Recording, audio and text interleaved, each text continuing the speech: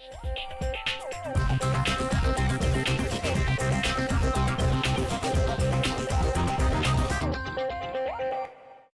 man called George Lakoff, who's leading this school of sort of behavior analysis in America, came up with this very interesting opinion in which he says, we may be presented with facts, but for us to make sense of these facts, they have to fit with what's already up here in our brain, with the synapses, with the way in which our brain connects incoming material.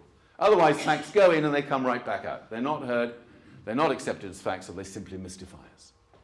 And this is the world we're living in at the moment, where huge swathes of completely acceptable scientific information are coming into the system, and because of a continuing level of skepticism and denial about this science, much of it goes out the other side. It is truly shocking, and I think our politicians in this government find it as shocking as the former government, that fewer people today in the UK subscribe to that basic consensus about climate change now than they did at the end of 2008. That's just bizarre. So, anybody know who this man is? This is the man who is most unhappy about the arrival of Fred Upton. This is Steve Chu, US Energy Secretary, the man appointed by Obama to bring forward new ideas about energy policy and climate change. He gave a fascinating speech 2 days before Cancun, in which he was trying to explain what the Obama administration was going to do now that the Congress, the House of Republicans and the Senate, was completely blocked on climate change. Nothing's going to come through the American system, okay? There's not going to be any new bill presented to the Congress. Nothing will work through that system. The Republicans will kill it absolutely dead at the first opportunity. So guess what? There has been a little bit of a change of heart. You could have seen it since Obama's election, but now it's right up front. I love this quote, because what Steve Chu was doing is to say that dealing with climate change is going to be, for America, is going to be the equivalent of the Sputnik moment in the 1960s. And what he's referring to, for those of you who recall, is that in the 1960s, Russia was the first to get a Sputnik into space.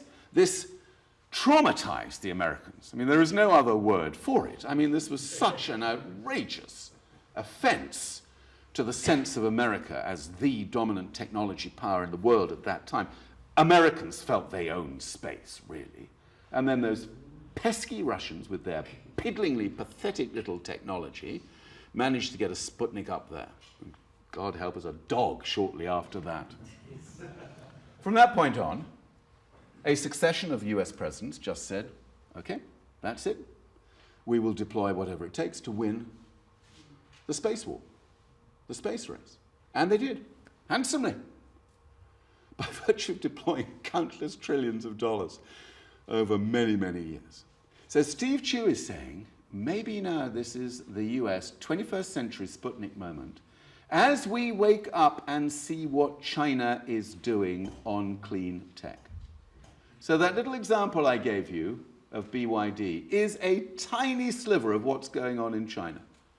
China is investing $40 billion a year at the moment in clean tech, renewables, smart materials, different approaches to waste, etc., etc. $40 billion a year. China already leads the world in 5 different categories of renewable power. It decided recently that it wanted to test smart meters. So it decided to roll out 25 million smart meters to see how they work. China is just grabbing hold of this and going. And in Shanghai, they've made a decision now to install 65,000 charging points for a fleet of electric vehicles, which BYD and Chang'an, who knows, will be bringing to market in the course of the next 2, 3, 4, 5 years. They don't muck around. Now, don't ask me about the implications of this for democracy, because that gets quite complicated. You know, deciding that we want to roll out smart meters for 25 million people, yeah, that would be problematic here in this country, as we know. So this is an interesting step change, which is to say this innovation now around clean tech is a war, not just an interesting area of economic development, interesting area for scientific and technology prowess, but this is now a war. This is about national interest. And this is the battleground that we have to fight on. If you can't get anything through Congress, you go out there and you do it through innovators and entrepreneurs and business. Jeff Immelt gave a speech in the UK recently, a brilliant speech, in which he talked about eco-imagination, this big technology play for GE. I think he astonished his audience by explaining how eco-imagination had gone from $5 billion of turnover to $23 billion in a little over 6 years. But he astonished them even more when he admitted that this is how GE thinks about this too. They currently spend $2 billion a year on R&D into clean tech. $2 billion. One company, that's its R&D budget for clean tech, for renewables, etc. By 2010, he said their R&D budget will be $10 billion a year.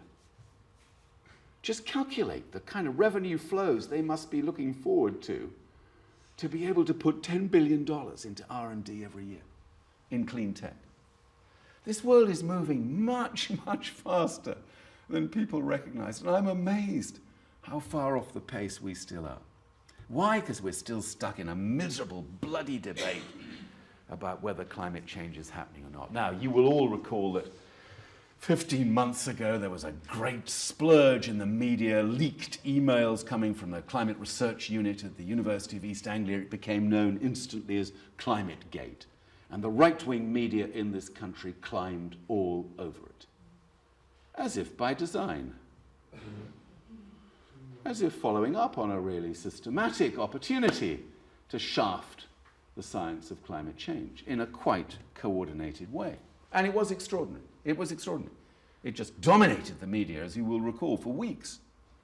And of course, it did seriously affect the outcome from Copenhagen.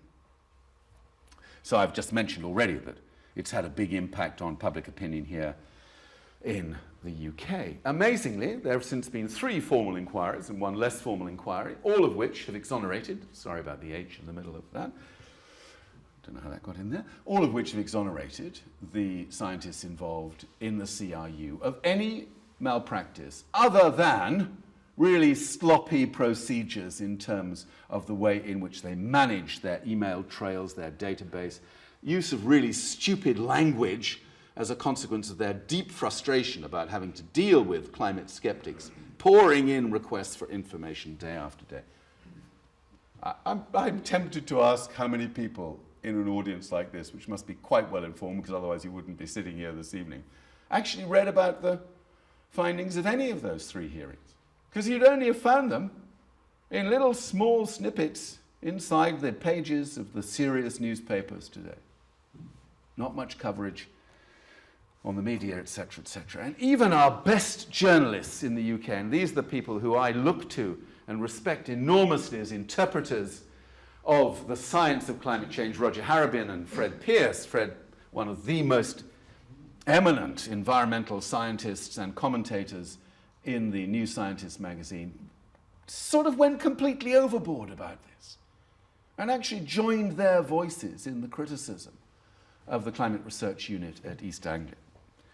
And when they were asked why they did that, this is a quote from Roger Harabin, BBC environment correspondent, he said, it was the only way of protecting our own credibility, was to be seen to be joining this completely unscientific attempt to trash the scientific credentials of some of the leading scientists here in the UK. Extraordinary story. Absolutely extraordinary story.